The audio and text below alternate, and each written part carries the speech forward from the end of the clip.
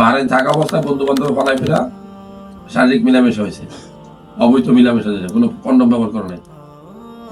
মানে কোন দেশে মেয়ে ছিল সেটা? ফিলিপাইনি শিওর? চিনি না, মানে বেশিরভাগ তো ফিলিপাইনি মেয়ে থাকে নাকি?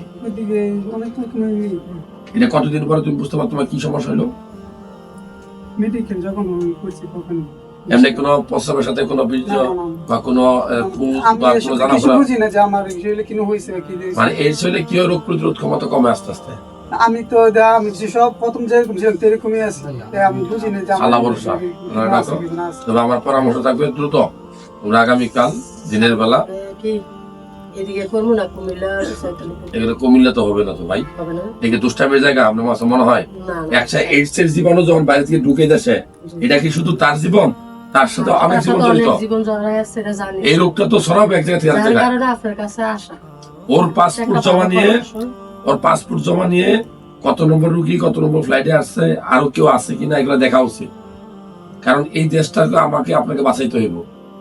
এটা এইডস যেমন যখন ইয়ে ঢুকছিল করোনা ভাইরাস, চেক আপ করা হয়েছে কিনা, সবাই মিললে তো সেটা প্রতিরোধ করা হয়েছে। তবে এইডস ভয়ঙ্কর রোগী, এটা যৌন রোগের মাধ্যমে ছড়ায়, ঠিক আছে বেশিরভাগ ক্ষেত্রে।